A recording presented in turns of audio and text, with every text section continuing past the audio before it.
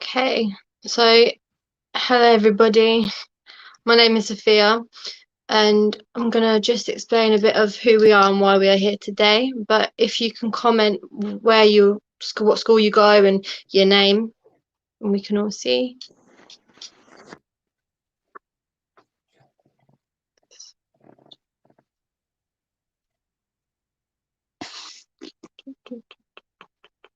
Oh God. So, Sophia, you just have to do that again. Oh God. From now, yeah.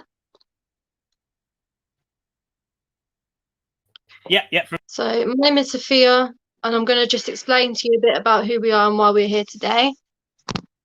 But if you can just say what school you're going from and your name in the comments.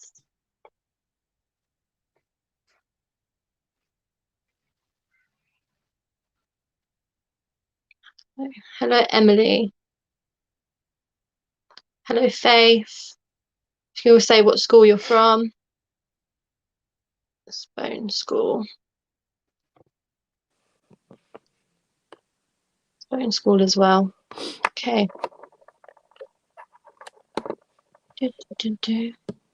So, as young ambassadors, our role is to listen to your needs, ideas, thoughts, and views. We are a platform for your voice to be heard. Today, we're here to talk to you about the coronavirus pandemic, offer you some guidance. So, like, talk about the measures, why they're in place, the rules, why we have to follow them. We're going to give you some information about it, like the latest and stuff, offer some activities throughout this conference, and some lockdown top tips as well. So just pass you over to Lizzie now, and she'll speak to you about lockdown top tips for getting through lockdown.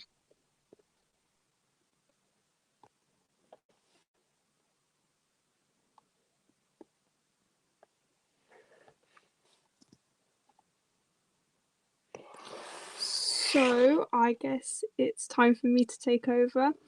So hi, my name is Lissy, and the first activity we're going to be starting with is COVID top tips. So I guess we're just going to kind of tell each other our top tips and get to kind of know each other. So if you could start submitting your top tips for getting through lockdown, and I'm going to kind of share some of mine, and ways that you can start helping. So I have quite a few, so we're not going to be here for ages, but I have quite a few. So I guess my first like kind of top tip while you submit yours is just to like get out and exercise. And I know it kind of sounds a bit like generic and all, but I mean, we're stuck in our houses and we can't really go out anywhere, I guess. So it is very important to get out, exercise, and make sure you do get fresh air, because it is just not healthy being sat kind of inside all day. And I guess like what comes along with that is, I know it's going to sound again a bit weird, but my mum actually suggested this one, and it was to take vitamins.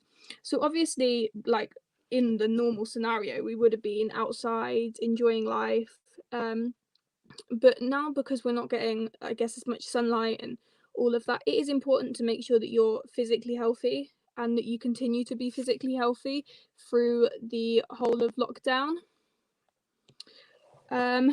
So yeah, and then I guess that does just kind of like time with like what's your diet? Like, yes, binge eat, binge watch Netflix and eat ice cream. I've been doing that, but make sure you're getting like your 5 a day, and make sure you're eating all that fruit and the vegetables that your parents are suggesting you eat, because it is really good for you. And that's also good for you mentally, because it keeps you in a good place. Like, I guess especially with like body image and things, like I personally know I have put on weight through lockdown, but I guess just like trying to be healthy and just kind of, it's just good for you. So if you keep like giving in your suggestions, and we can share a few of them and have a bit of discussion about them.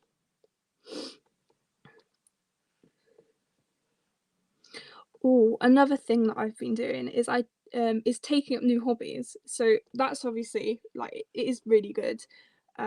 Just to like try something new and just try something new and take some time away from technology, because I know all of you are probably doing like online school right now, just like I am. And yeah, just take some time away. Like once you've done your lessons, just close off your laptop, pop your phone away, maybe read a book, go play outside in your garden. Just have some fun and don't be stuck in front of a screen the whole time.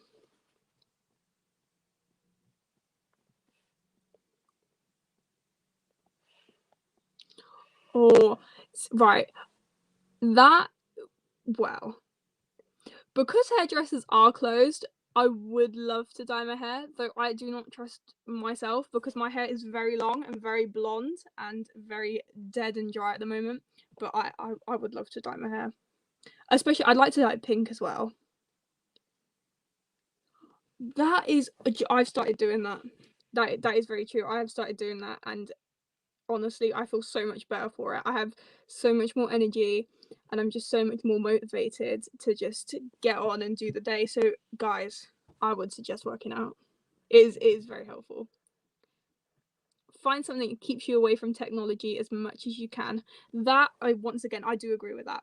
I think the longer you can take away from technology, the better it is, not only for your physical health, but also for your mental health. I know it is very draining to be like a young person and to have gone from like 2 hours on your phone to maybe to like over 6 hours, because I know my phone usage has definitely increased and not for the good.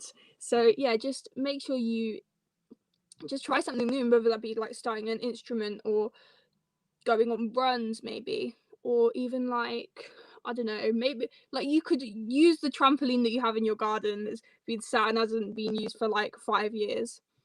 That I will definitely be doing in once it's got a bit warmer. Feed some squirrels. Do you know what? I want a pet squirrel. I know I cannot have a pet squirrel, but if I could have a pet squirrel, I would have a pet squirrel. Yeah, go out, enjoy nature, just try and see some new things, playing with your cats. I have loads of cats and I love cats. And I think especially my pets have been kind of like the one thing that's helped me get through lockdown, because I know a lot of you don't like personally know me, but I also own horses, and I think going out and seeing them, it's really made me realize how lucky I actually am, and just being able to go out and enjoy life and just not being stuck inside because I have something to do outside. So yeah, I really suggest playing with pets. That is, go do that. Baking lots of cakes. Yes, Connor. Yes. I would love to bake a cake. However, I do not have the ingredients. But yes, bake cakes. Go bake some cakes. Go do that now. No, don't go do it now. Watch the rest of the conference, but go bake a cake after this.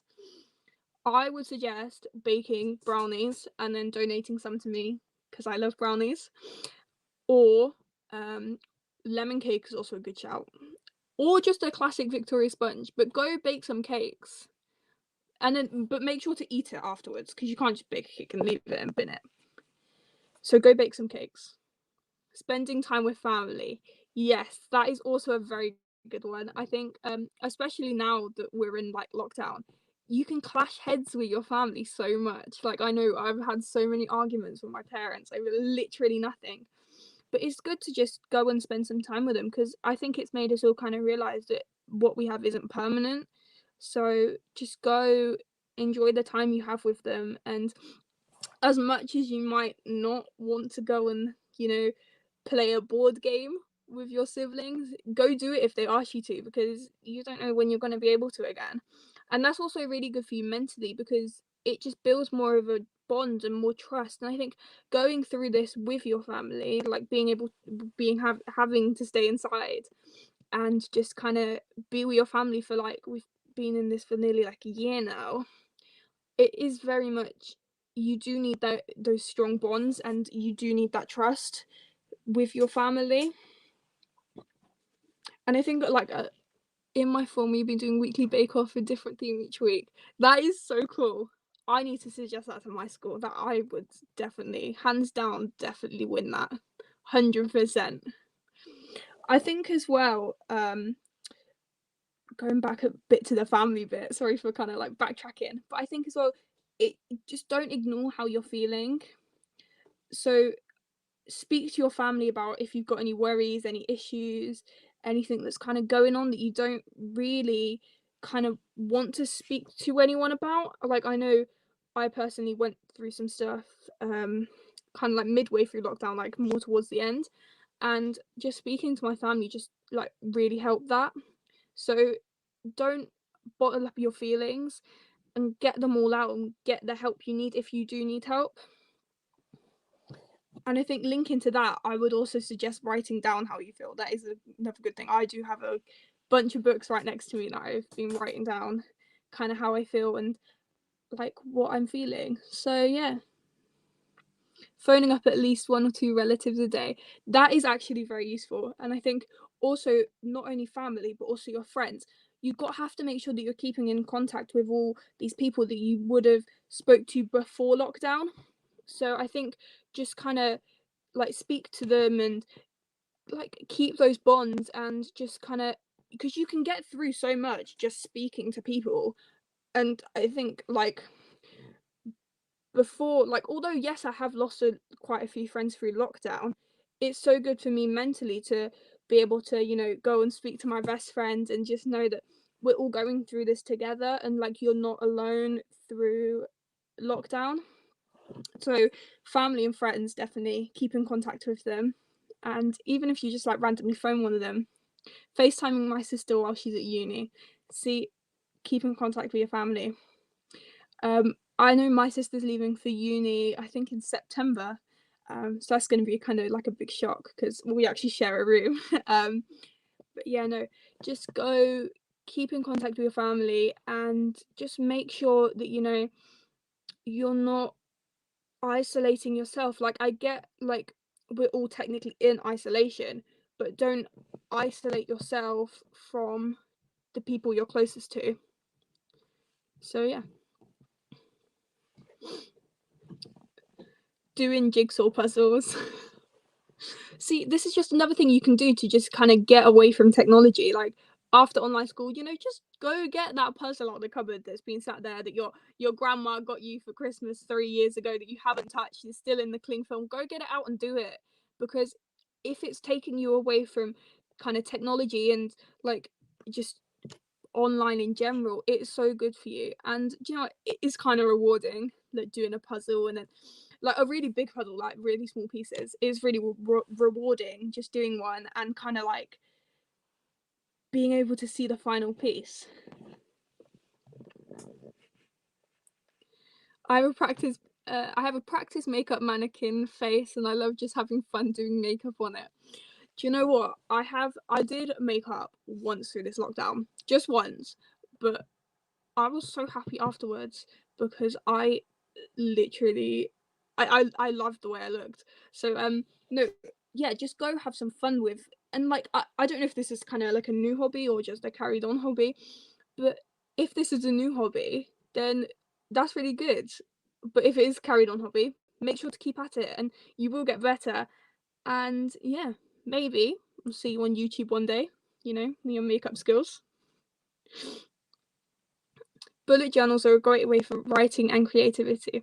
That is very true. I have one. Well, it's not a bullet journal. It's just kind of like it's just a book that I write my kind of feelings down in and emotions. But yeah, and you don't even have to be the most creative person to make a bullet journal. Like, personally, I'm not artsy at all, but it's still a good way to get your emotions down and just write how you're feeling.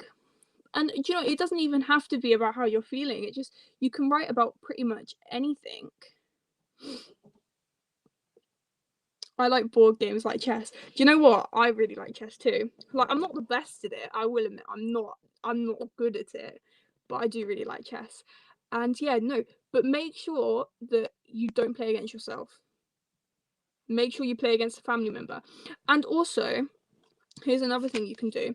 Try and teach a family member to play a game that you really enjoy. And that way, you're teaching someone else a new skill and you're improving yourself. Watching my fish is so relaxing. Do you know what? As a kid, I used to like have this weird obsession with watching the tumble dryer. So I get you. I get you. However, it's gonna sound really morbid. I had fish and they sadly passed away. But I can't look after fish for the life of me. But I really, really would suggest, I guess, just spending time with any pet, like anything, like your dog, your cat, whether you have a rat or a hamster, just spend some time with them and build up that relationship with them. It's really helped me get through lockdown. Adult colouring books. I have one of those up on my shelf, and I did start it through the start of lockdown, and I finished it. And I haven't been able to get a new one, but it was so relaxing and I really enjoyed it. And I guess it just helped me get in like a good space. Like whenever I was angry or sad, I would just pull it out and start colouring. And you know, it really, really helped me kind of like pull through lockdown. Helping my sister with her work. I'm guessing you mean schoolwork. And once again, that is really, really useful because not only does it help her, but it also helps you. And the more you're teaching her to learn, the more you're learning yourself as well, I guess. And also just spending that time with family members. Like, I know I keep saying it, but spending time with family members and friends is so important, especially when we can't technically go out and see anyone and all that. So it is really important just to get out and spend some time with, you know, your siblings, your friends, your family. Even if you can't go and see your nan, for example, you can still give her a call and, you know, to ask her how life's going and if she's making any jigsaw puzzles or baking any cakes. There is feathers all over my floor from my parrots. I guess that's another hobby, cleaning. That is, do you know what? I'll give you that one. That is quite funny. My pets make absolute mess everywhere, literally everywhere. I share my room with my dog as well. Mess everywhere. So yeah, I had 50 baby fish. That's so cute. Oh, I could really do with like fish. Do you know what? I really want fish.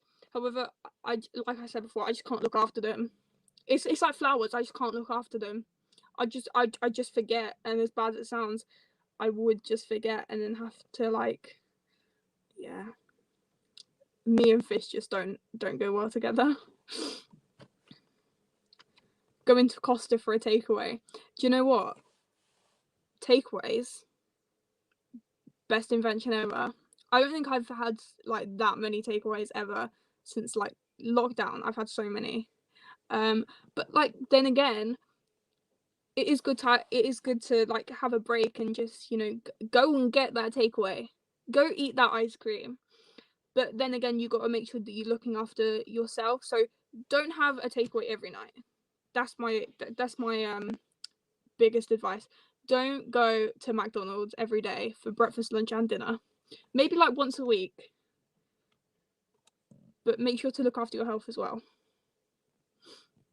So I don't know if we have any more suggestions. So I'll just have a quick look.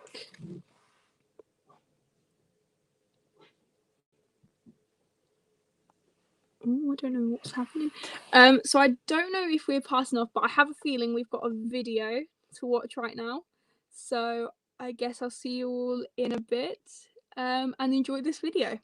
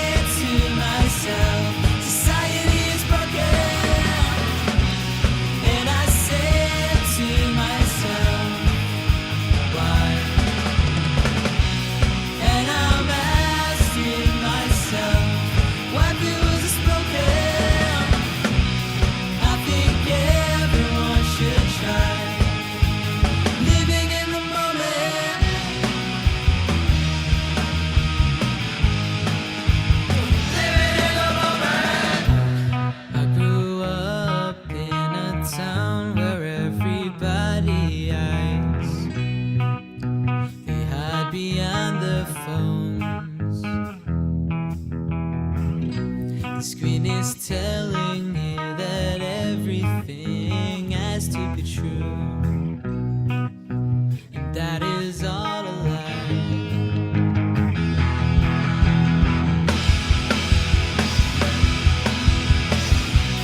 And I said to myself, society is broken. And I said to myself, why? And I'm asking myself, why it was spoken? I feel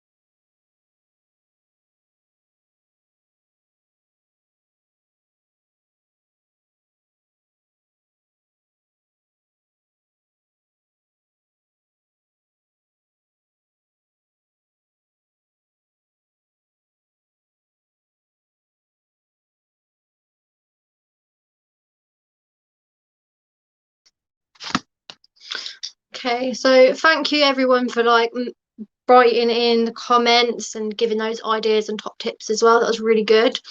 And as well to Lizzie. Um, so just a debrief on again why we're here and so on, and to go over it. The main reason that we're running this conference is to get a wider and insightful understanding of you, the young people, and your experience in the pandemic and lockdown throughout. You know, obviously we've all had our own personal experiences, so we'd love to hear your experience throughout the pandemic, how it's been for you and so on. We'll be talking of our own experiences throughout and sharing with you, so just don't be afraid to share with us, and tell us all your experiences.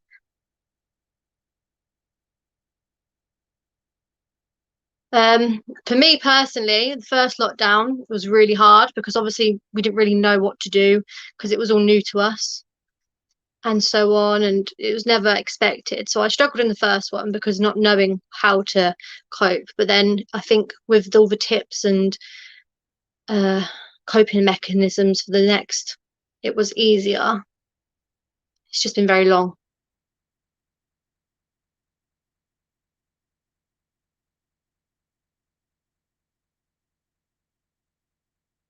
Oh yeah, when you're wearing a mask and smile to people, that's the most awkwardest thing. Very awkward.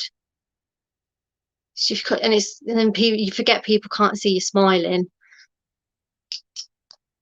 It's when you leave the house as well, though, and you have to go, oh, I forgot my mask, rather than my keys this time.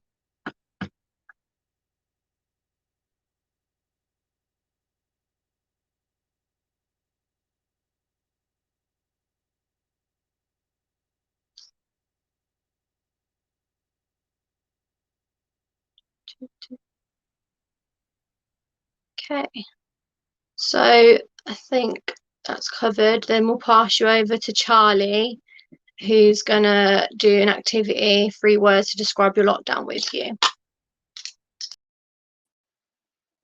Thank you, Sophia. And there were some really great tips there, and it's really nice to see so many people engaging. So for our next activity, we're going to think about what words you can use to describe your lockdown. So what we want you to do is to come up with 3 words which you think best describe your lockdown, thinking about how the different guidelines and how these have affected you.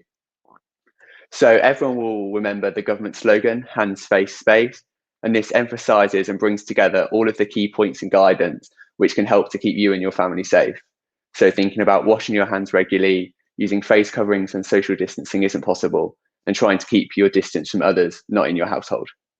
So we know that lockdown has been difficult, and when you're thinking about the 3 words, you want you to reflect on this and have discussions with your teachers and parents about what you have found difficult and what you have done to sort of help get through it. So we're going to have some time now to think about the 3 words that you think best sum up your lockdown, whether that's talking about spending more time doing jigsaw puzzles or spending more time with your family. So if you can put some of those in the comments, and then we'll have a look through those and think about how everyone sort of coped through the past lockdown.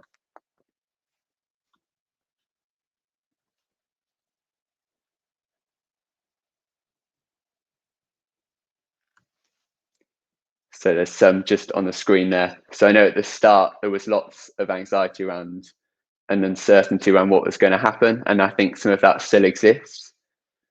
And so everything here is valid, and moving forward, everyone has their own way of getting through it.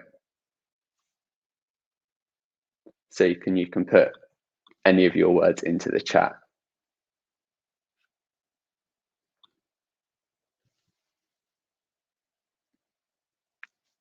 It's definitely been eventful. I know it's been different for lots of different people. And lots has definitely changed.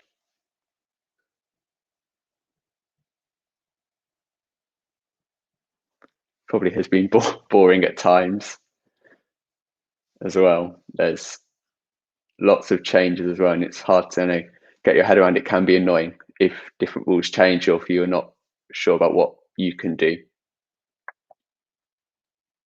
And there's definitely lots of anxiety around for people going back to school. It's very different than it has been before, and I know with exams as well for students in those year groups, it could be quite difficult.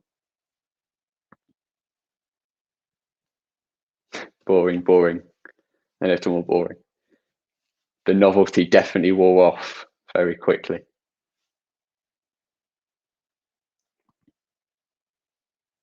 It's difficult. There's been lots of changes, and I think we're going to see the effects of those for years to come.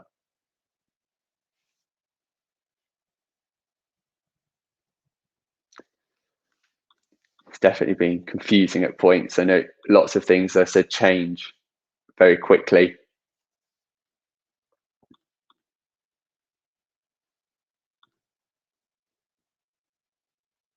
So lots of people are saying it's boring. So how is it more boring, or maybe what have you been doing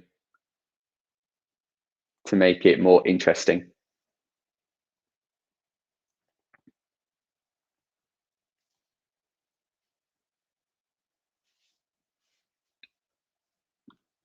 And there seems to be, in the comments, a lot of people that were scared, like the comment on the screen, or anxious. I know it's definitely hard to get your head around a lot of points.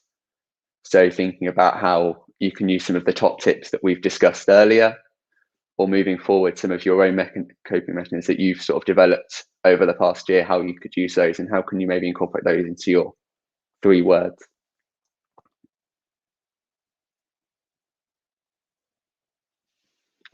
There is definitely a lot of different information and misinformation around.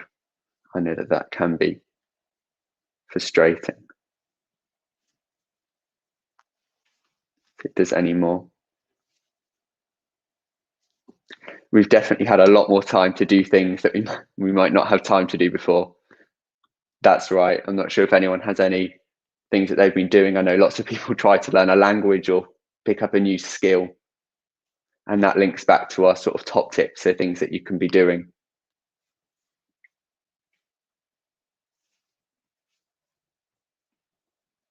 I'm not sure if anyone else has any other ideas. You can put those into the comments.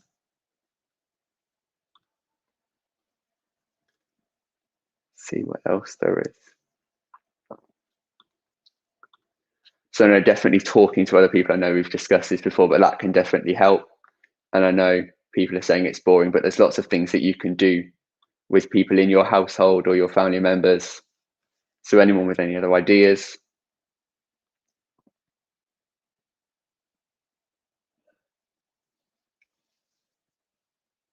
Yeah, there are a lot. Social media has been good and bad. We've seen lots of videos just then from TikTok, and I know that that's definitely been helpful for lots of people. But there's definitely lots of other confusing messages which can come out of social media.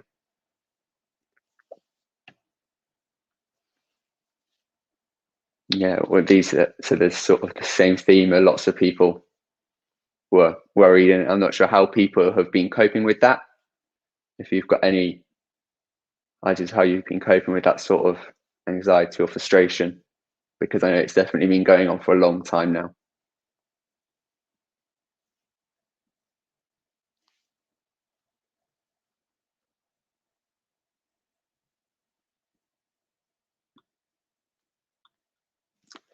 There's lots of other things in the comments. So I can sort of reflect personally, I've done lots of baking, as I know lots of other people have, or music and TikTok have definitely got me through, like other people, like on this comment here. Lots of baking. Ooh, homemade ice cream sounds really nice.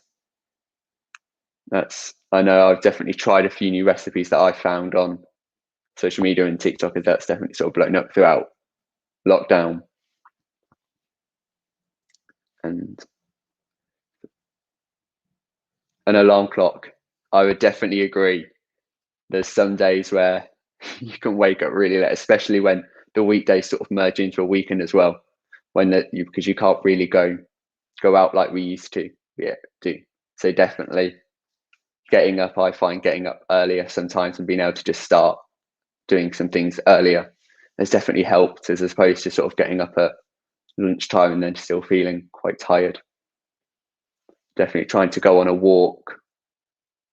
I try to go on a walk every day. I think that really helps, sort of just getting some fresh air and getting outside, because there's definitely a chance that you can stay stuck at home and that over sort of a long period of time can be really damaging, and that can sort of increase that sort of worry about going outside. So I definitely recommend going outside, having a walk. So these are all linked back as well to the top tips that we've just discussed.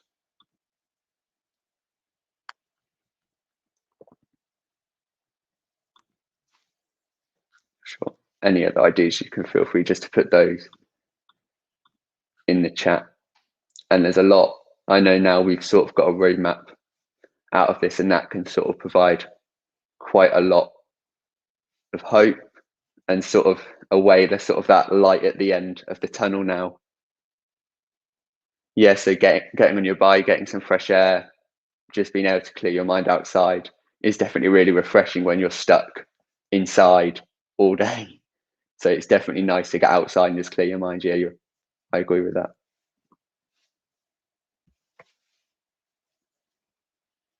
Yeah, again, lots of baking. Not sure if anyone's baked anything in particular. I know bread was really popular at the first lockdown. I know there was barely any flour in the shops, but definitely lots of people are doing baking, cooking. I've seen a few people sort of reenact come dine with me's in their household and then done different meals, different nights. There's lots of things that we're definitely getting into now that we might not have tried before. This is, however worrying it can be, it's given people the chance to try new things. So there's just a question there, and you can feel free to feed more comments into the chat. But school was meant to open sort of week commencing 8th of March, and we were wondering how people are feeling about that. So you can let us know and maybe incorporate that into the words. So I know it's definitely a change going back to school.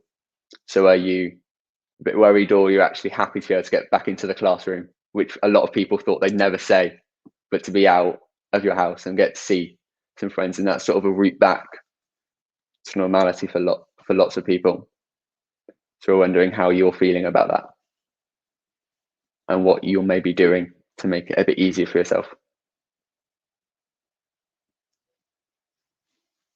I know, looking at some of the comments, yeah, opening windows, just having some fresh air, just being able to breathe in some fresh air is definitely, instead of maybe going for walks, having that fresh air. I know it was definitely a lot easier when the first lockdown, when we were in summer and it was really warm, but now it's a bit colder. Definitely having just some fresh air is definitely nice. To make some pasta. I think everybody likes pasta. I definitely miss going out and eating pasta. So that should be nice. I know there's some comments about this one here about the testing, and I think we might have some more information on that, but testing is definitely really important in helping keeping everybody safe. And I think at the moment, to a lot of people, it's quite novice, it's new, you probably don't really know how it works. So I think once you start to try that out again, a lot of that worry might subside once you know what it is, and it's not quite as daunting as it may seem. I know a lot of people might have had COVID symptoms, so they might have been for a test before, but like me, I haven't had a test. I never had symptoms, so I never needed to get a test. So the first time I'll have a test is when I go back to school, hopefully on the 8th of March. So I know there's lots of uncertainty around how that will work, but I think you can talk to lots of people. I think there's lots of people out there now who have had tests done or know somebody because it's so prevalent in society. So I think there's lots of people you can talk to about what it was like getting a test.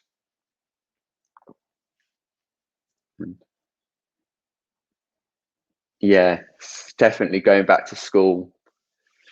I think there is a chance that cases might potentially rise, but there's lots of mechanism management systems in place to make sure that everyone is as safe as possible. And I think there is uncertainty around this, but you just need to make sure that you're following the guidelines and keeping yourself and then your family safe. And if everybody follows them themselves, and hopefully as a sort of a community, we'll be able to keep people as safe as possible. And testing is part of helping to keep people safe and make sure there isn't mass sort of spread, which is why there is the testing in place. And that, although is worrying on one hand, can help to make you a bit calmer that if anyone was to have COVID, then they'll be able to be caught and they'll be able to isolate so that they don't spread it to everyone else in schools.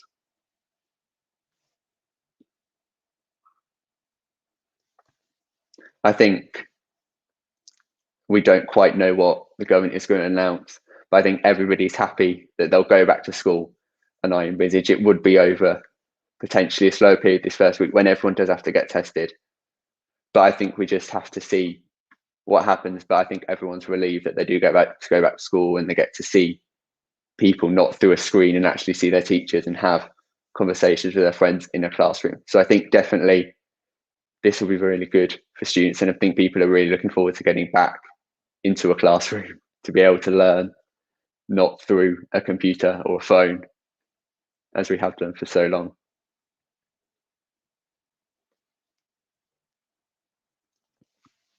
Yeah, I know it seems lots of testing, but I think it's important to help catch any sort of asymptomatic cases. But I think talking to people about it will help. I haven't had one before, and I'm not entirely sure how the testing system is going to work in schools going forward. But I think they're there to help protect you and your friends and your teachers and your family. But I think there's definitely lots of people that you can talk to about it. But I think that it will be okay going forward once you start it.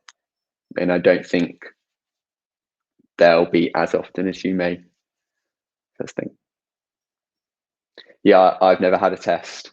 I know some people in my family have had tests, and I know they're not the nicest experience. But if you think of it, so many people are having these tests every day, so you just have to sort of go try it. It's not too bad, but maybe I'm just telling myself that. But I think everyone will be doing this together. Sort of you and all your friends will be going and having a test for school. So I think there's lots of camaraderie in that.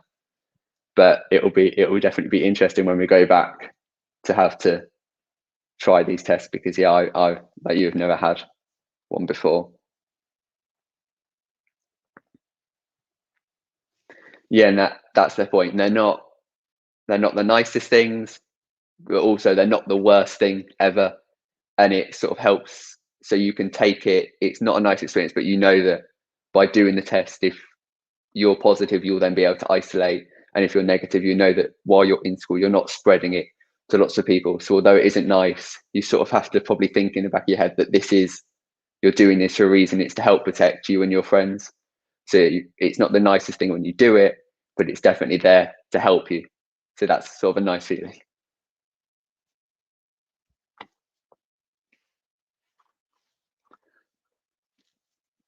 I can't answer that personally. I know, I'm not sure that there's lots of studies going on, and you see lots of new studies every day. Of course, this is quite a novice disease still. We don't know much, but there's definitely lots of studies, and scientists are working to find out how it spreads and how the vaccine will help with that. But unfortunately, I can't answer that one.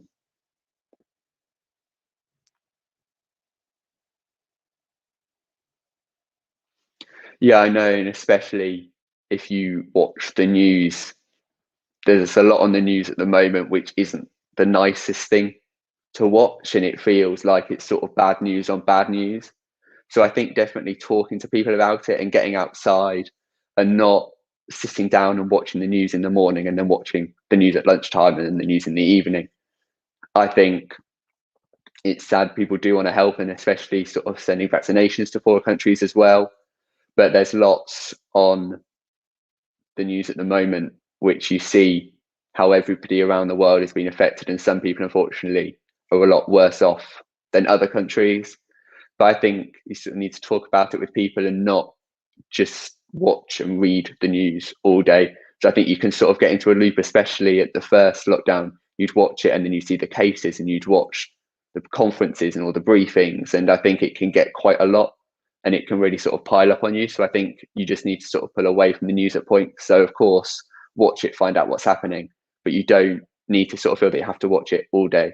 And definitely talk to your friends, your teachers or family members about what you're seeing on the news and how maybe you can do things that can help. Or a lot of the things that we're doing obviously in this country are helping other people with the social distancing and the wearing of masks, that hopefully will help everybody here.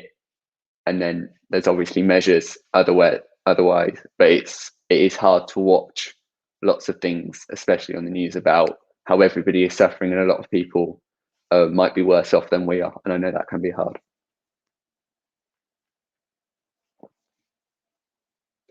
So yeah, in answer to that question, Ali, we do have someone from Public Health England, and they might be able to help with that question. I know with this comment here, it's hard because so many people are catching COVID. It's affecting probably every single person watching this knows somebody, and it can be really hard to know people who have caught it or people who have sadly passed away from COVID. But I think this is where it definitely helps to talk to people and helps. I know that's one of the top tips, taking some time to sort of help through it, because it's definitely hard when you're isolated as well. When everybody's stuck at home, you might not be able to have all of the interactions that you could have had. And so definitely talking to people about it, because it can be definitely worrying then when you're thinking about going back to school. But I think we know that we've got precautions in place, but definitely talking through any of this can help.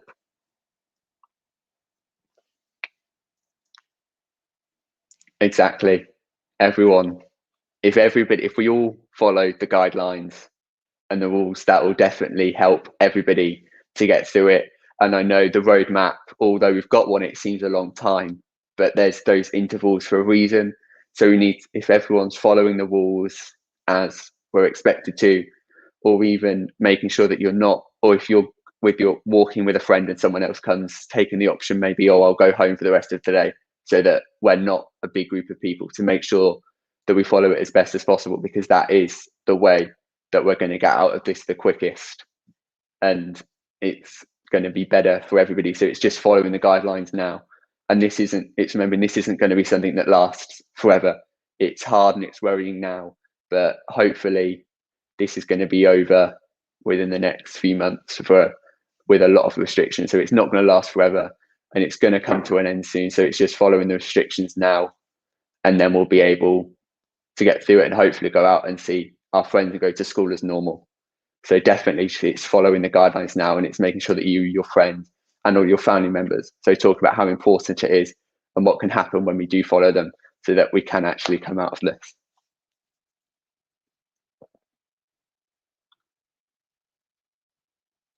And I know there is lots of worry about other family members, especially if they live closer or if they live further away. It's different for lots of people. And we have to have faith in sort of the vaccine rollout is definitely very effective. And that's hopefully going to protect lots of people, as well as all of the other measures that are in place. So the cases are coming down. We have to hope that everyone, if we stick to following the restrictions, like we've just said, that's going to be the safest way. But there is definitely lots of anxiety about you catching it, or your close family, or even your friends catching coronavirus. But definitely making sure that you follow the restrictions and everyone around you does. And if you are anxious or worried, definitely talking to people, or even doing Zoom or FaceTime calls, or even just phone calls if you want to be old fashioned now. But definitely talking, or even talking to your grandparents, I think can help just sort of reassure you that everything, I know it's hard, but we will hopefully get through this.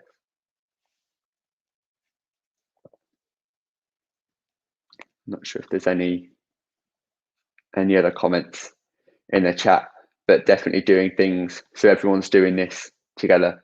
So talk to your friends and make sure that everybody follows the rules.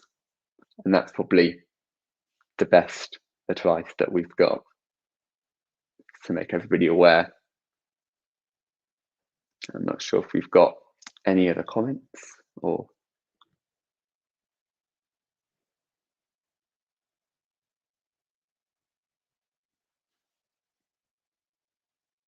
So Philippa might be able to offer some help with some of the questions that I can't answer, because I do not have a public health background, you might have guessed. But we might be able to help with some questions there, and I'm sure someone can sort that. Again, this is another question which I will have to hand over to somebody else, but I know there is definitely lots of studies going on and there are lots of things that are happening. So hopefully there will be some answers to those questions. But unfortunately, I can't answer that now for you, but hopefully we'll be able to change. So we have got an interview coming up soon with a doctor from Northampton. So that will hopefully be able to answer some of these questions or reassure you with a lot of things. So that is coming up shortly. So stay tuned for that. And that will hopefully put some answers to some of those questions that I might not have been able to answer to the standard that you were looking for. Sorry about that.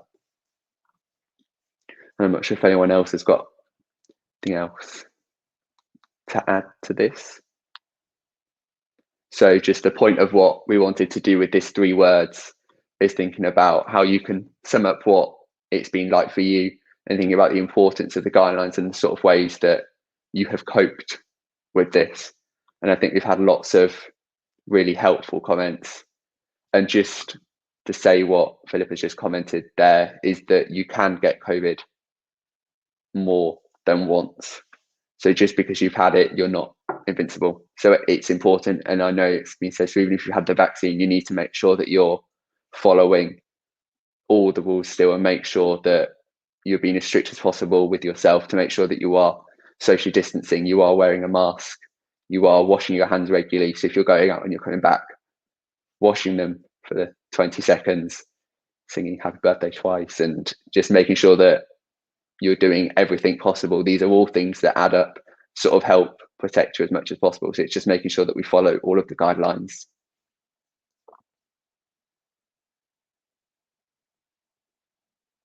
I know this comment, I know a lot of people saying it doesn't affect children, and I can't comment on the science, but I know that it affects people differently. And I know that this is important just because people are saying it doesn't affect children as badly, there are cases where it has been more serious, which is why it's important that you're not invincible. Make sure everybody follows the rules as best as they possibly can.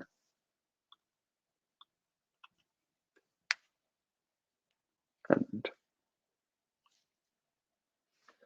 not sure if anyone has anything else, or I think we should have that interview coming up soon.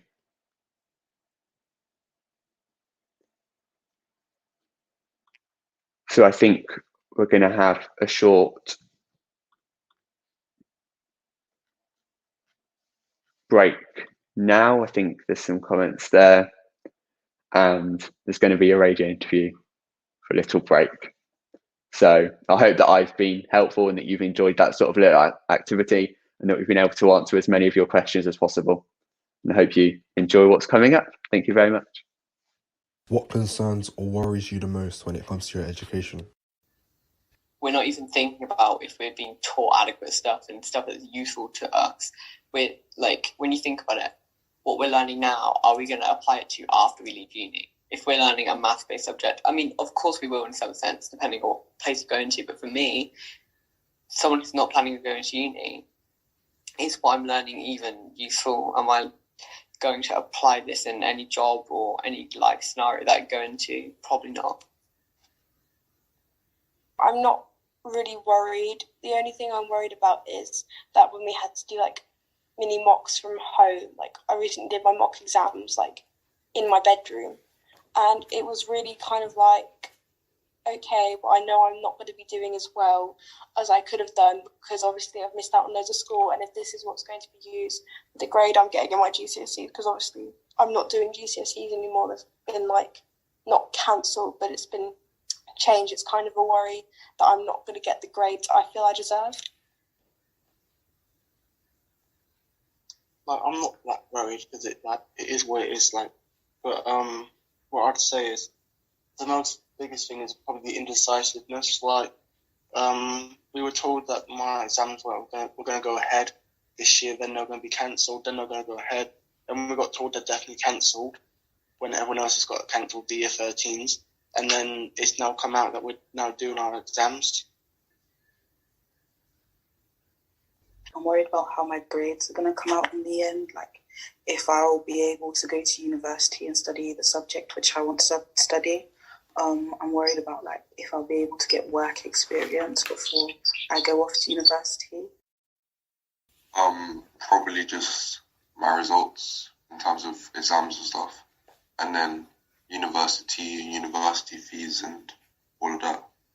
But I'm not super worried about that at the moment. I kind of just focusing on what I've got to do now.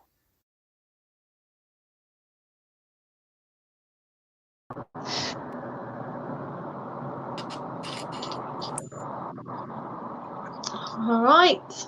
Well, so we spoke to Dr. Itai Mutambike, and to get some more insightful information, asked him some questions that we wanted to know, and a lot of people wanted to know.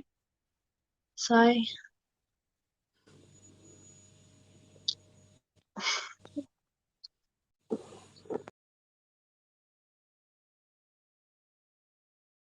so the first question is, what's your name and what is your role?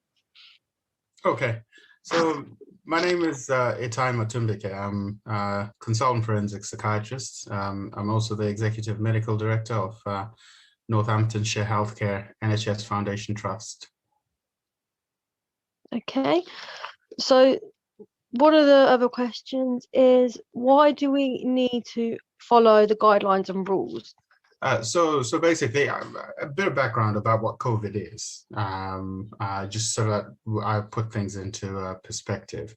So COVID is a virus which causes a pneumonia. It causes a very severe pneumonia, and a pneumonia is a very serious chest infection. It's quite a deadly virus. It's taken about 2.5 million lives across the world. The UK alone has had over 115,000 deaths so far. It's spread through this what's called a SARS-CoV-2, which is one of the types of coronaviruses. And it's spread through coughing, through people touching some of the body fluids of someone who's been infected. So if you come into contact with somebody who is infected with COVID, you're likely to contract this chest condition.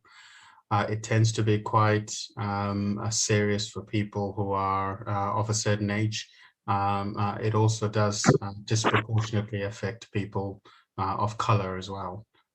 So we know that you're twice as likely to die if you're from a Black and ethnic minority background from COVID than if you're not. And that's due to a number of factors. Some people have got long-term conditions which contribute to that. So it's important for us to stop the spread of this infection.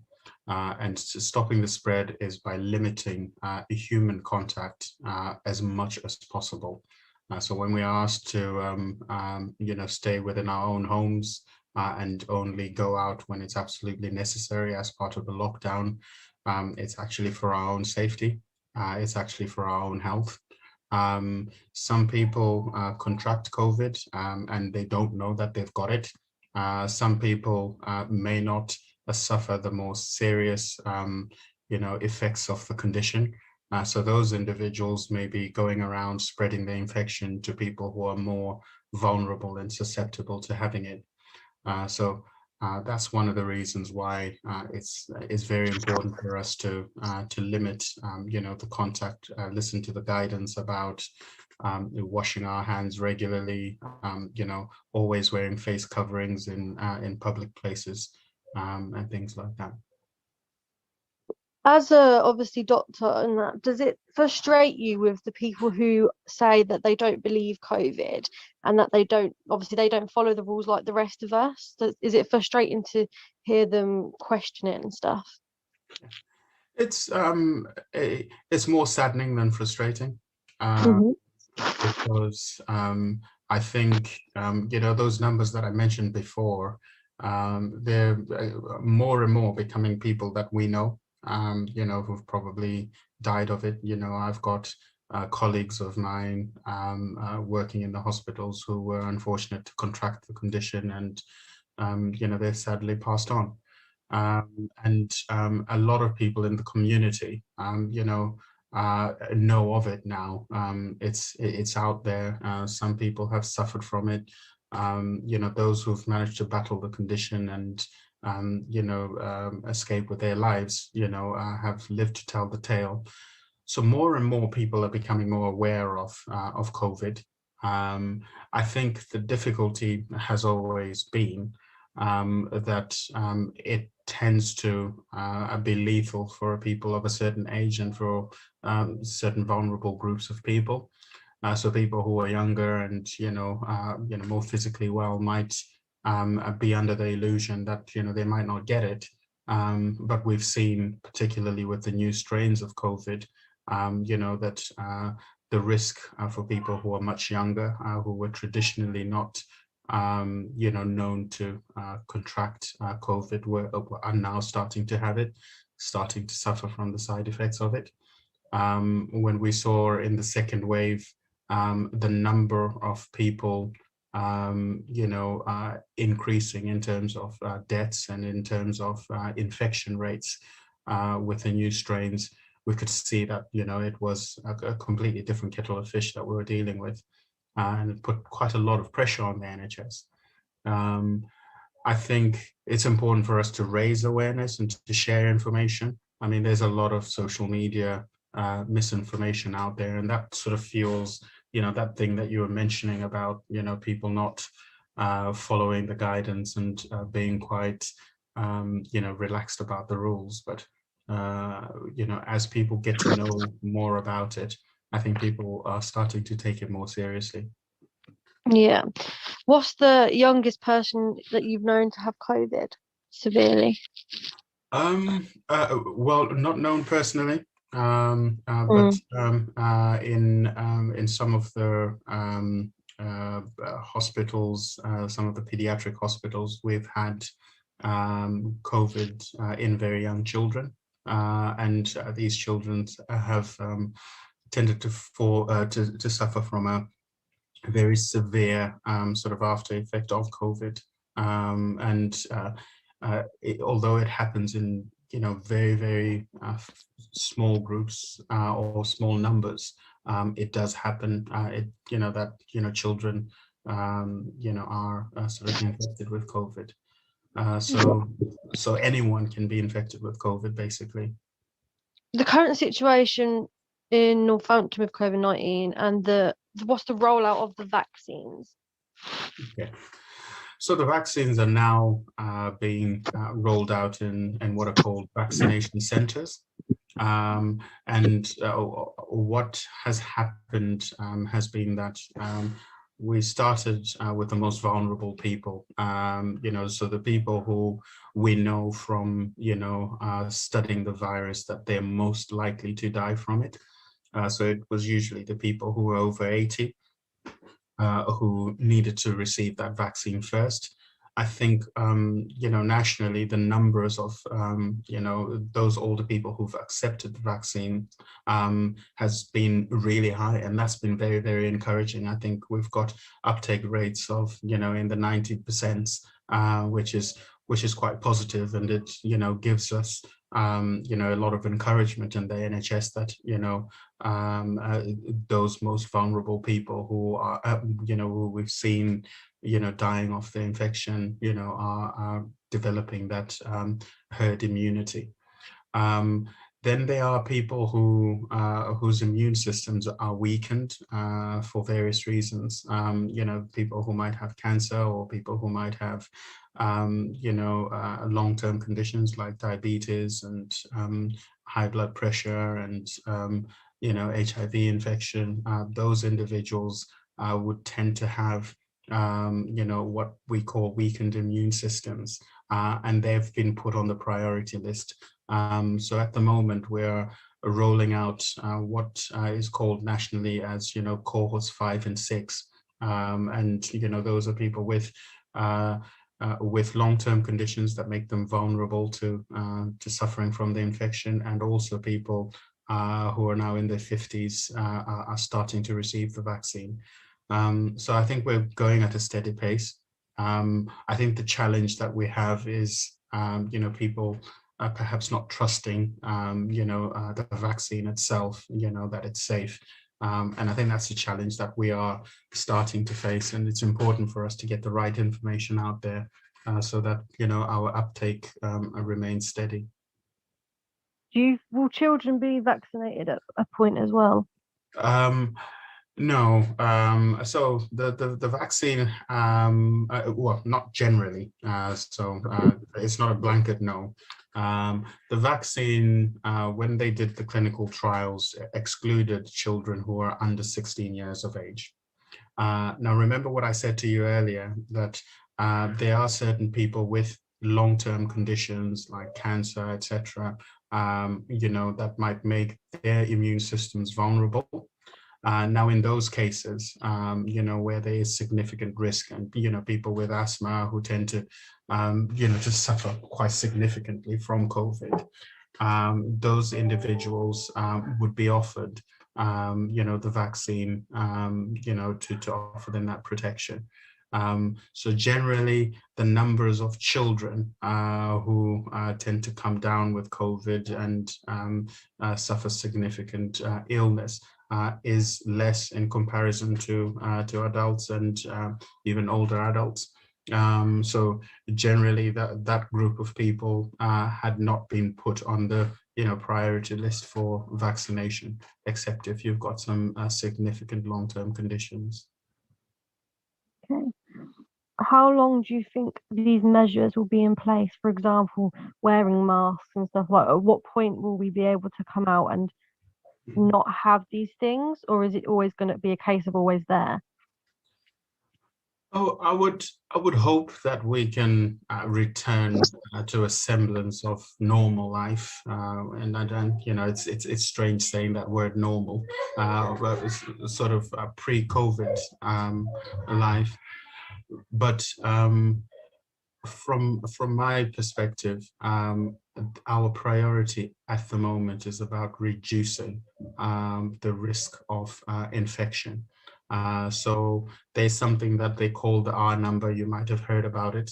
And the R number is basically, a ratio of the number of people who are likely to get infected from a single person who is infected. So if that number is greater than 1, that means that, the infection rates are still high, which means that we still need to maintain, that social distancing. We still need to maintain restrictions of movement, etc. But when the cases start to reduce in number, when that means that R number becomes less than 1, and it means that the rate of infection of other people starts to reduce. It's at that point that the central government, guided by the chief medical officer and the chief scientist, can start to look at relaxing some of the conditions. I think one of the things that's also going to help us is to have as many people vaccinated as possible.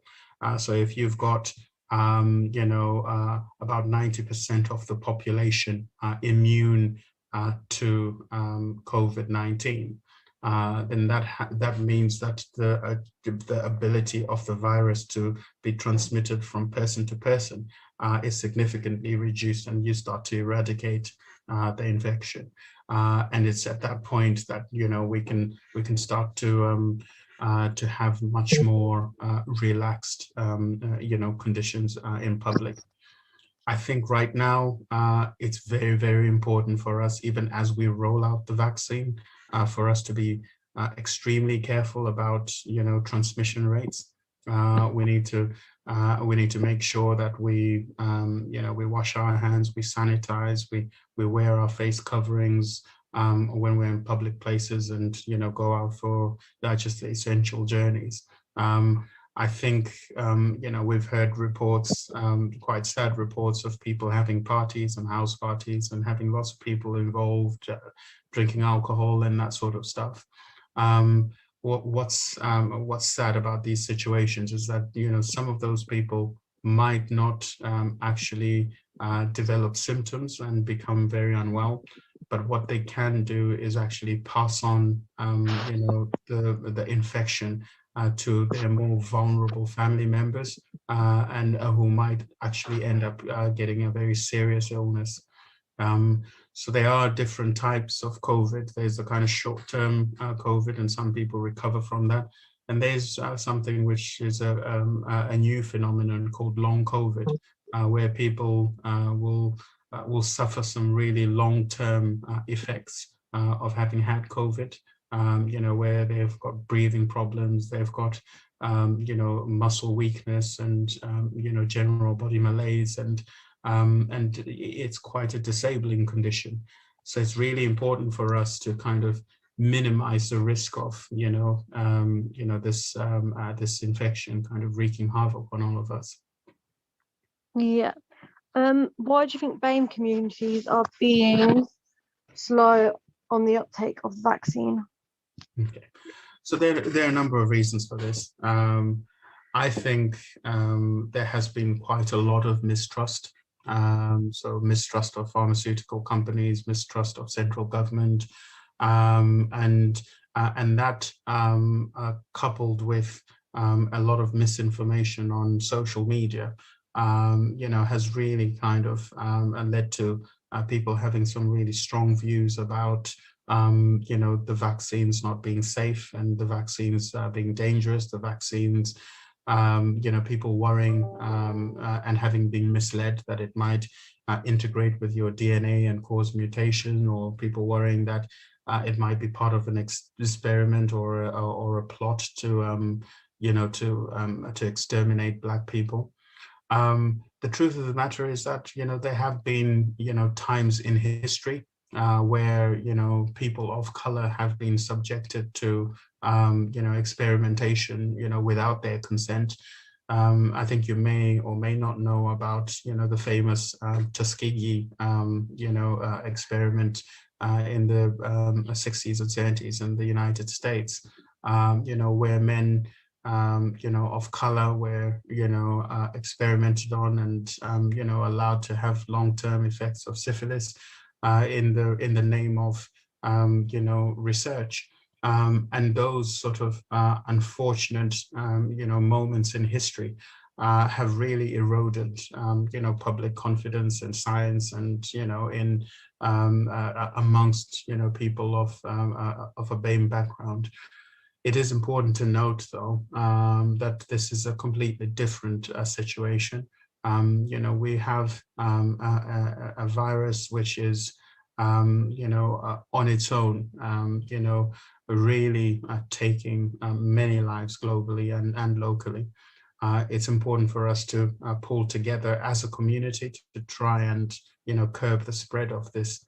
You might be reassured, Sophie, that some of these vaccines have been developed by people of, a BAME background. So I can name 2 vaccines, which are out there, which have been developed by, BAME scientists. You might have heard about a Dr. Kizzy Corbett, who's an African-American scientist who developed the technology that's used in what are called the mRNA vaccines.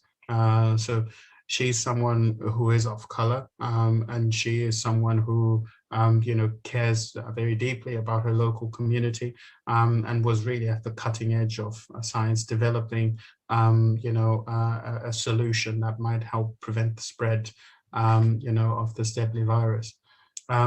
I would say, as a clinician myself, and having looked at the science, looked at the clinical evidence, I was very comfortable actually taking the vaccine. So I can, just to clarify to you that I've had the vaccine myself. As you can see, I'm, completely healthy. I'm all right. I haven't mutated or anything. So the vaccine is not something to be afraid of. It's something that will offer you some protection. You may be aware that there are many different types of vaccines that are used to prevent lots of communicable diseases such as polio, such as rubella and mumps, and other conditions. So this is yet just another vaccine that's there to prevent the spread, and it just trains your body to be able to fight off the infection more robustly if you come into contact with it. What would your message be to the teenagers and the youngsters who don't follow the rules? My message is to think about their families. So think about the people that they love. A lot of the teenagers and young people who are out there will have members of their family who are of a certain age who might have long-term conditions, and who, if they did contract, this virus, would be at great risk. I think it's a very sobering thought. If we look at some of the stories that have happened out there, where people have gone out, contracted the infection, passed it on. They themselves didn't get very sick, but their loved ones did. Some of them went on to pass away. I don't think that as a young person you want to have that burden, that that knowledge that something that you've done through some of your impulsive behavior might have had an impact on your family and led to loss of life.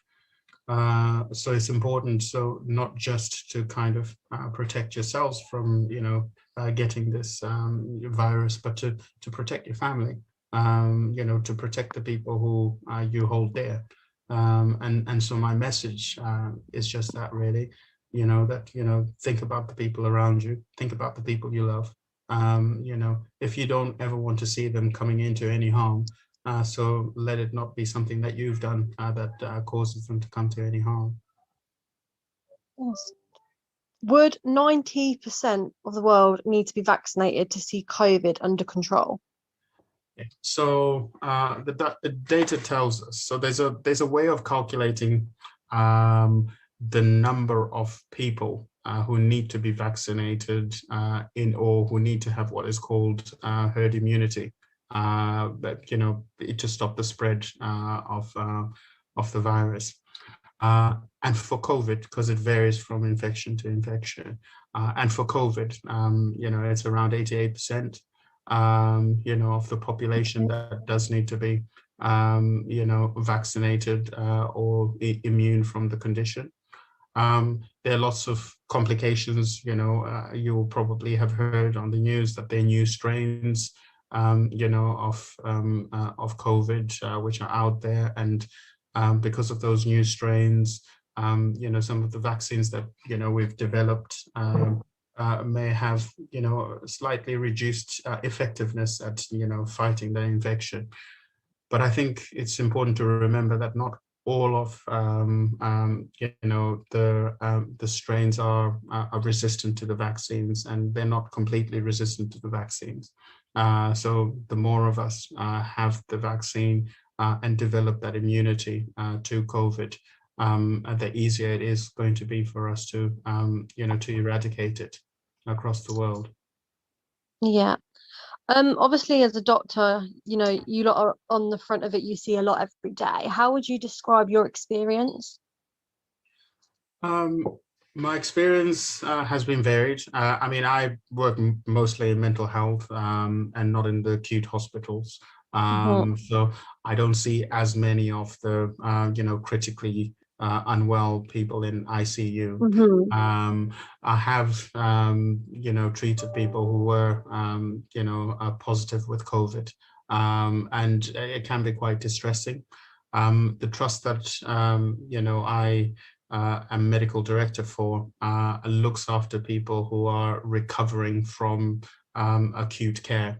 So we have something called intermediate care, and we look after people who will have recovered from COVID, from ICU, and that can be pretty life-changing for them. It's quite distressing. Some people's health is kind of changed significantly after they've contracted or recovered from it.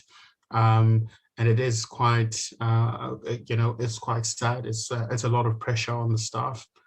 We also offer a lot of, a psychological support for members of staff who've seen a lot of death around them. And those people on the front line, tend to be really shaken by it, and so it's important for us to reduce the pressure on the NHS, because it's not easy having to, look after people who are, dying, and these are human stories. That it's very, very difficult, under normal circumstances. When you are, dying, you have got sort of physical contact with your family, but during COVID, that's not possible, because we're trying to stop the spread. So people have to make contact with their family on devices, and that's a very lonely place for someone who's suffering from COVID to be, and it's a very, very difficult thing for their families as well. It's also difficult for the staff to witness things like that. So it's, the less of that we can have, the better. And, sort of reducing that, pressure on the NHS by reducing the transmission of the infection is key to this. What will be the long-term effect of COVID, and what will it have on the mental health and well-being of the community? So we've already started to see, some of the significant effects of COVID. So with the prolonged lockdown, there's a lot of isolation. So it's not just people who suffered from COVID, but people who, would otherwise be healthy, who are unable to leave their homes, who are, not having that, human contact that they would like to have, not having that contact with their families. And that, for me, has got a significant impact on one's mental health. So there has been an increase, and we've seen, evidence of this through our mental health helpline, increased levels of depression and anxiety, because of the pandemic. So we saw this in the first wave, and it carries on in the second wave. The other significant problem is on the economy. So if you look at, the number of people, who've been laid off because, their companies have gone bust, that has got, far-reaching implications on their families and the mental health of their families and their livelihoods. We already know that there are lots of health inequalities, particularly in the BAME community. And, when the economy is damaged in that way, the ripple effects of that are, increasing health inequalities, poor outcomes for people in BAME communities, etc. So the economic impact of COVID is going to last, a very long time. And that will come with its, myriad of different problems. The other thing that we've seen, with COVID is increased levels of, post-traumatic stress disorder. And this is not just, in people who've suffered COVID themselves, but, in people who've treated, people who were suffering from COVID, people who've lost close relatives, from COVID. So the mental health impact is going to be huge. The economic impact, is going to be, very significant. We are going to have to do a lot of things very differently. We're going to have to adjust. I think that the other impact on young people, has been on their education, with, prolonged lockdowns, the inability, when we've had to close schools, etc. This has, led to, the quality of people's education being reduced. So, even though, the government did make an effort to provide devices for homeschooling, etc. It's not the same. It's the inequalities there, and that does have an impact on people's education, does have an impact on people's kind of social growth. Not being able to make the sort of contact, the friendships, the playing sports like people used to be able to do pre-COVID. So all of those things have been the impact of COVID. The psychological impact, the economic impact, impact on young people in terms of their education, etc.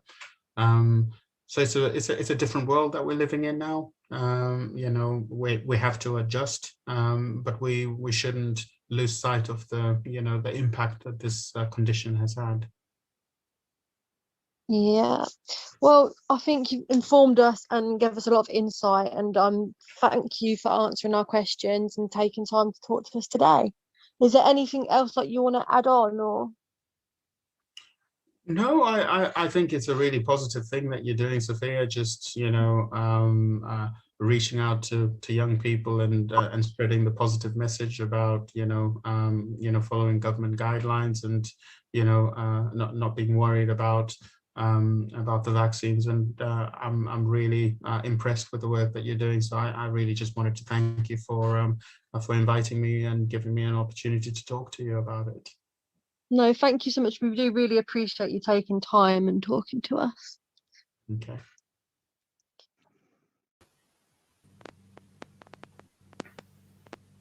Well, so the doctor is here to answer any more questions anyone may have.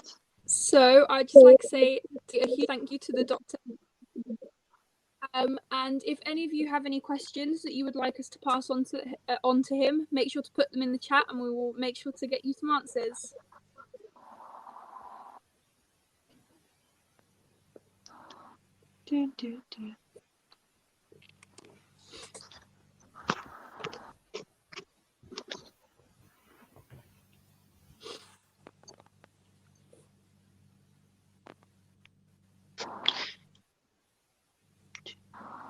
See, got any questions?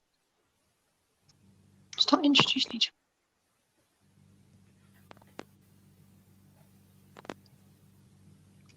other. So one question is, why did it spread so quick?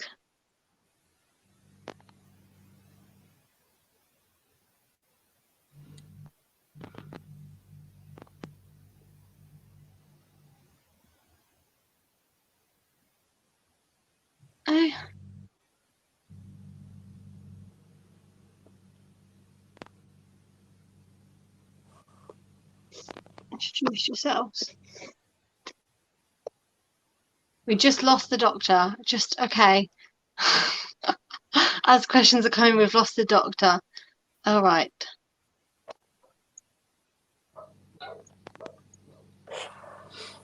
I mean, I guess while we're here, I guess we can just, if anyone has any questions that you think we can answer, you can also put them in the while we wait for him to try and come back.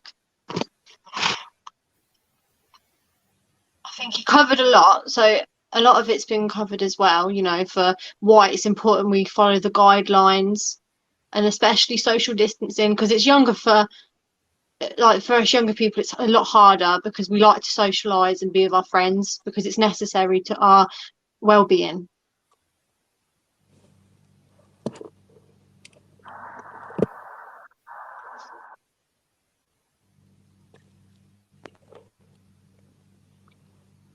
So while you put all your questions in the chat box, so far today we have had COVID top tips and what words you can use to describe your lockdown. And then moving on, we have got a competition which Nathan can talk a bit more about. Okay, just checking, can everyone hear me?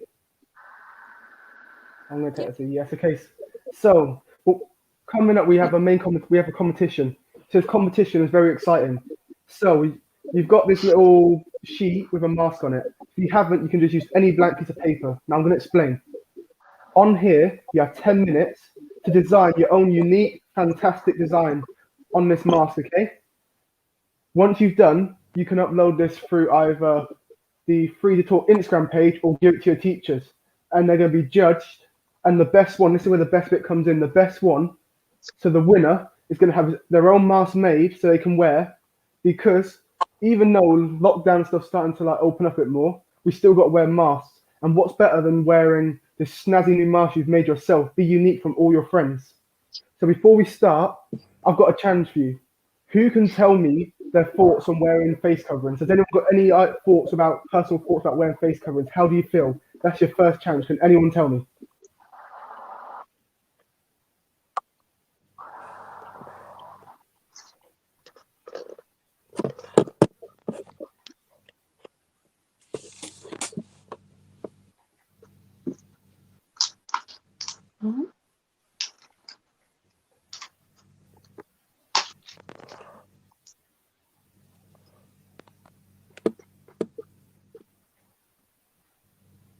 Okay, has anyone got any personal ideas on what they do for their thoughts about wearing masks?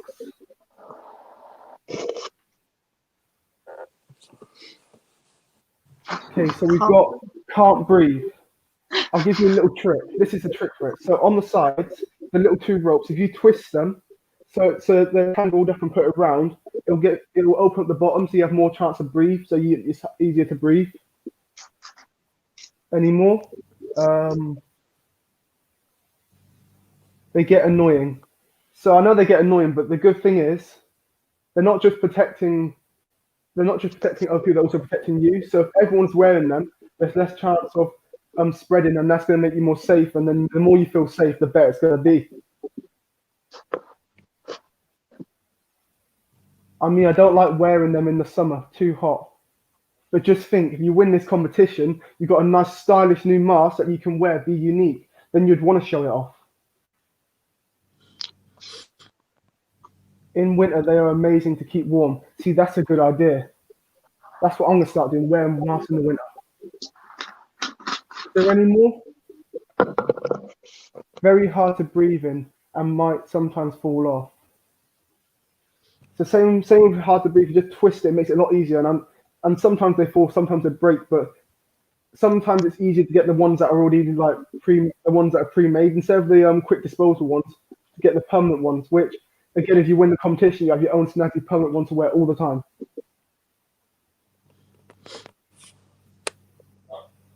I've got used to it now. That's very good.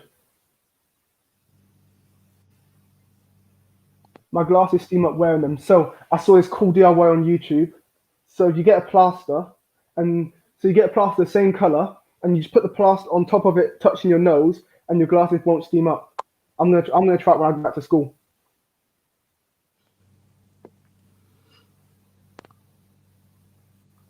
Can you guys design us some masks?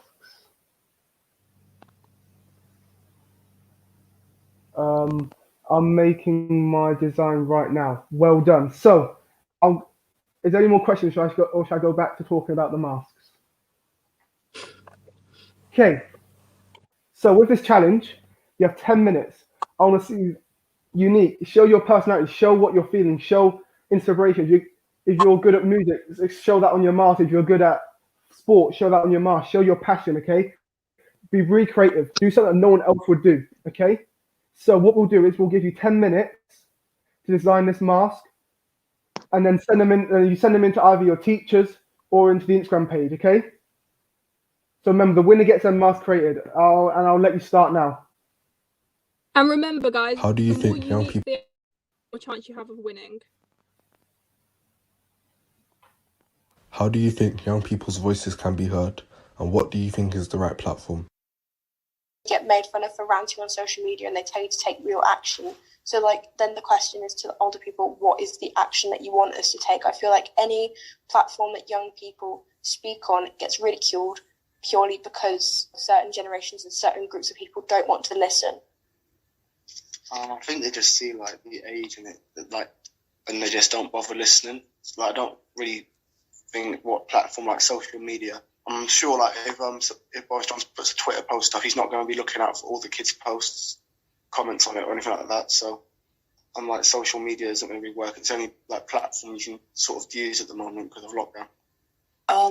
I do feel like it is very hard for young people to be listened to because people simply discard what we have to say. But I do think that social media can like help young people to be listened to. Like if you look at Greta Thunberg, she like is someone who's known and her points are listened to some extent. Like of course you'd still have people who disregard her and think she's just like a grumpy teen, but like a lot of people do still respect her and listen to her viewpoint. So I think it is possible.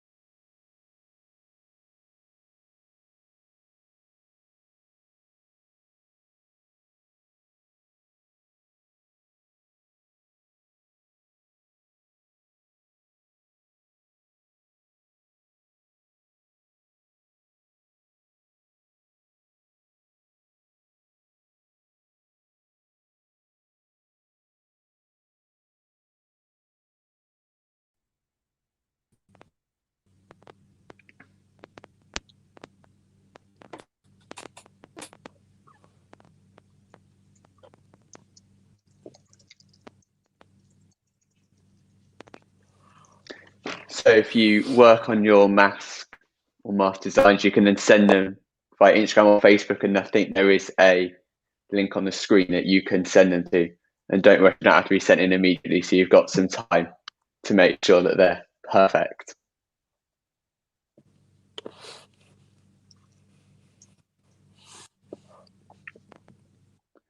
So we want to know if there's anything else about the pandemic, restrictions, vaccinations, or track and trace that we can tell you about in our next conference, which will be happening at the end of March. And you can add those into our chat section so that we know what to add in for next time.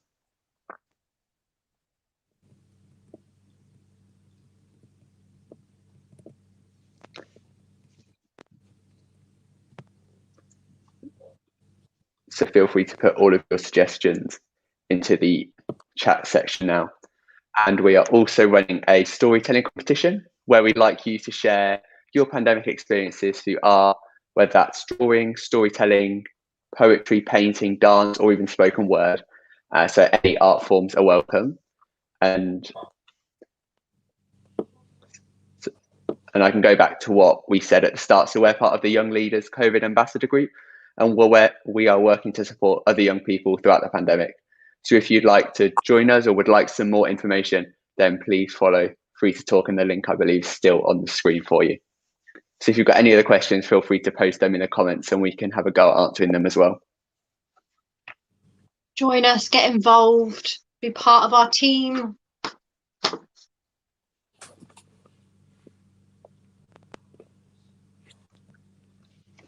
That a question there from Alice about how sure Boris is. I'm not sure how well we could speak to that. It all based, if you've watched the news, it's all based on the figures and the rollout of these vaccines going out. So if their rollout is going in the way we want in the statistics, then we will be with the plan he's made. But it all depends on the figures and if people follow the rules and if the numbers don't increase rather than decrease.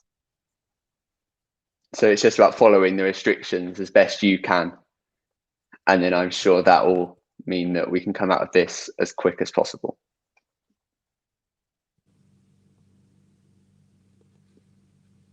Again, I think everybody's glad to be back at school. And we haven't seen all of the statistics that are probably used in that decision. But I think everyone will be glad to be. Isn't it? Because of their education. They don't want you to miss many more of it.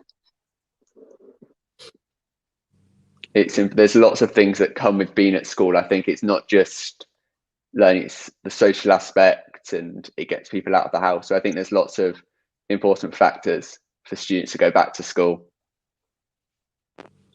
So I'm not sure about the science. Can't really speak to that.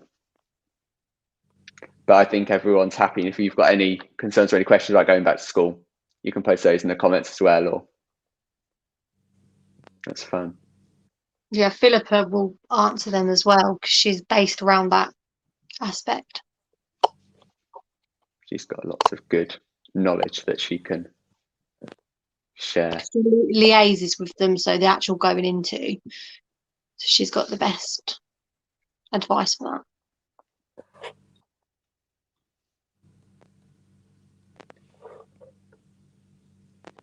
I think we've got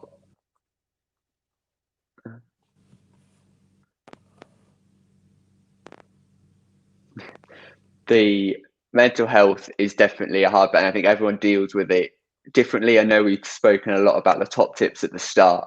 Definitely, I think going outside or talking to different people is definitely helpful. And that's one thing going back to school means, that you get to go, you get to see your friends, you get to talk to people in person. I think that definitely helps, because mental health, there definitely has been a struggle for lots of people. And I think going forward, we can do lots, and especially with young people, to help sort of develop with the mental health side.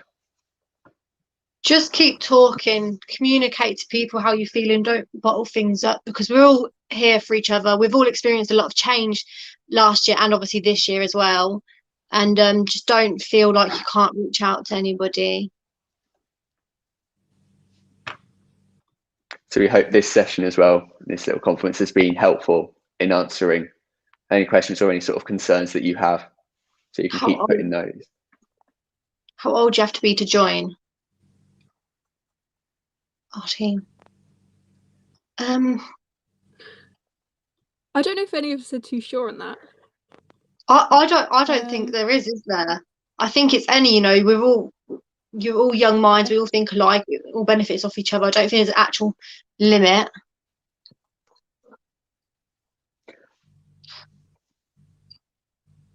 As long as they're not 2 years old, I think it's all right.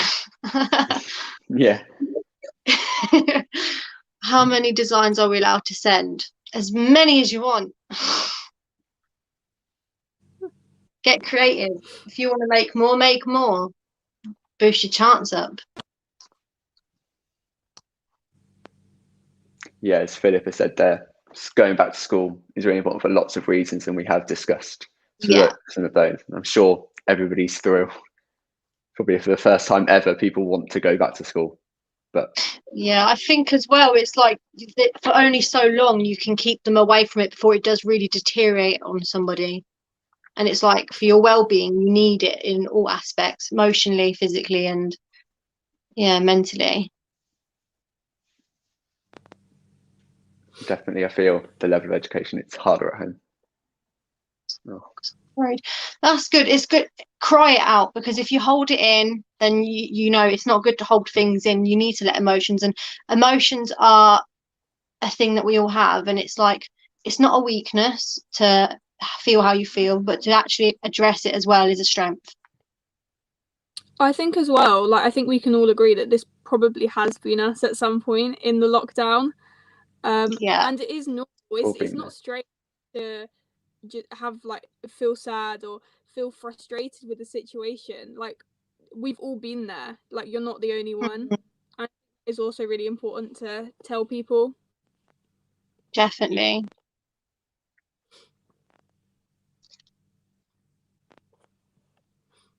Cope with everyone back at school. It's going to be weird for a lot of people going back into a situation where you're socializing again when you've been restricted for so long. It's going to be a question of how do I act? Do I socialize like I used to? But it's going to be completely different. But we're all going to adapt to it. It's just some people might take more time than others. And it's okay to sort of take that transition time in. We know it obviously is going to be hard for everyone going back, and people are going to react differently, but it's about sort of talking to different people. I think you two would agree with me there. Yeah, definitely. I feel like a lot of schools as well have like pastoral care leaders that you can speak to, and they make that easier as well, because there's going to be a lot of people now, especially in schools, like youngsters who are going to have a severe suffering on their mental health due to the pandemic and everything that it's had on them. But there's ways of easing into that.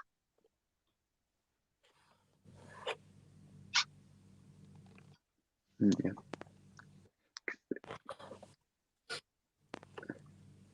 I know there's some comments about people in year 10. I know I'm in year 13, so I know year 13, year 11, lots of information was released today about what's going to happen with those exams. But for students in year 10 and 12, I can understand, like I was last year, there is some uncertainty around what is going to happen.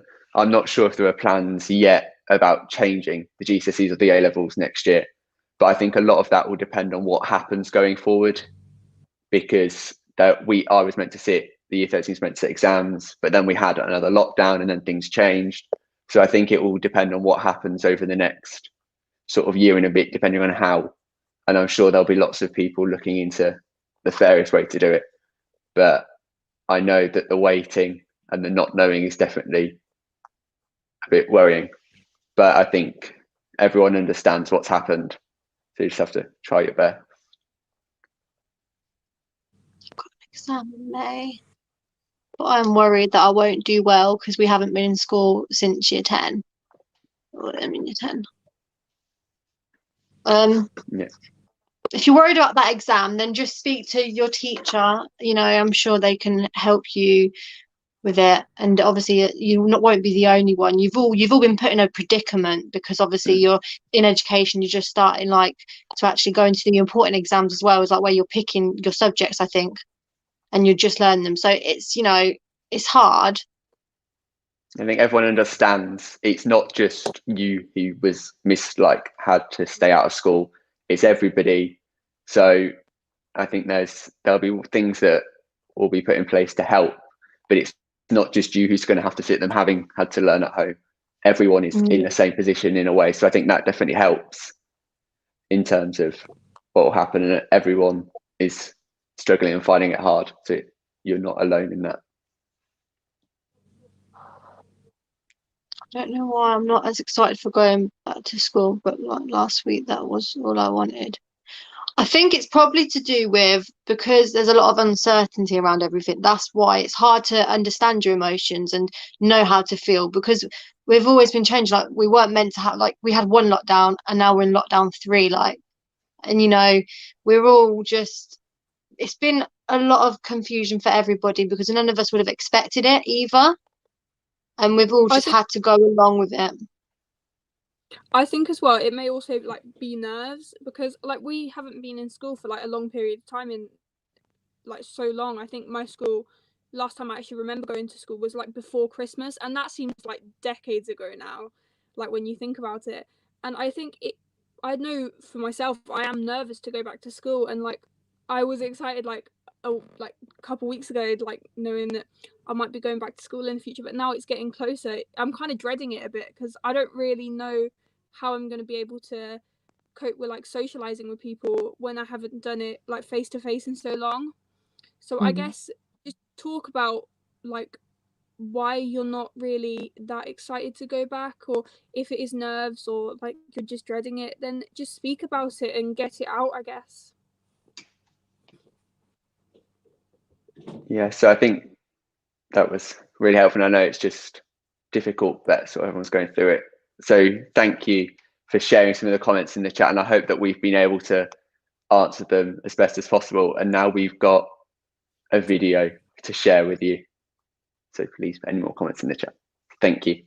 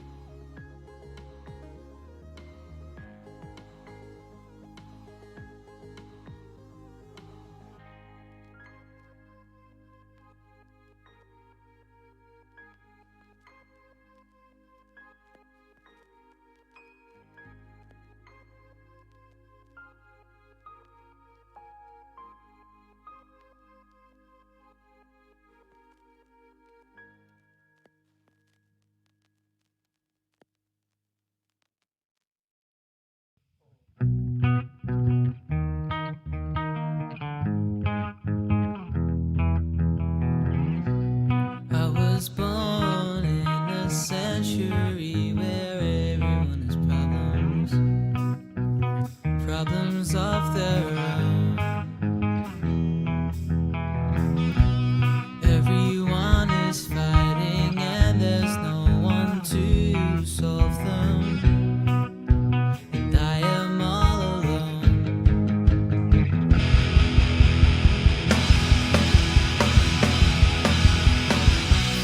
And I say to myself, society is broken. And I say to myself, why? And I'm asking myself, what was spoken? I think everyone should try living in the moment.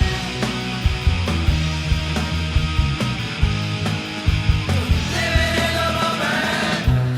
I grew up in a town where everybody acts. They hide behind their phones. The screen is telling me that everything has to be true. And that is all a lie.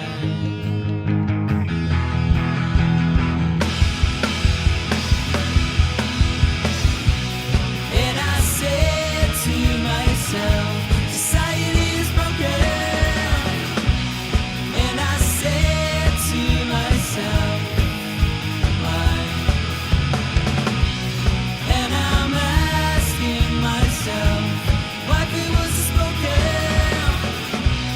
I think everyone should try living in the moment.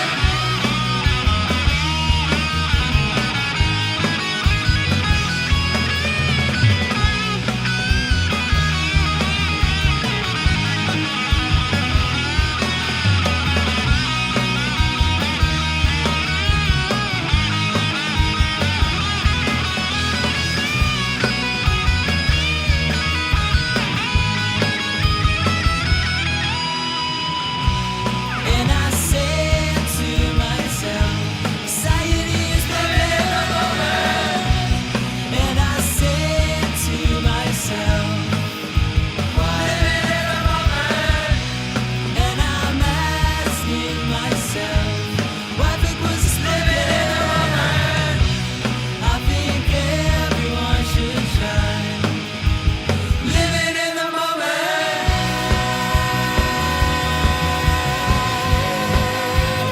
Living in the moment.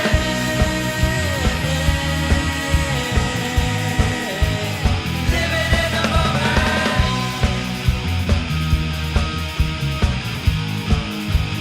Living in the moment.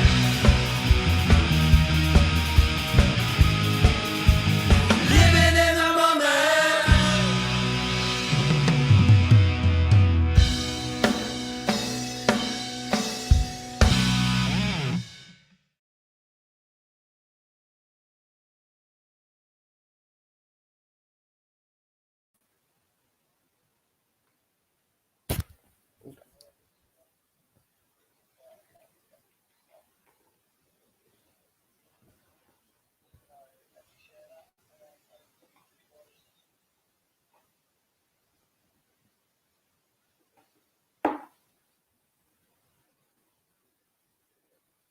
Hey guys, all I'd like to say is thank you for coming and hope you've learnt some new interesting things and hope you do well in this competition.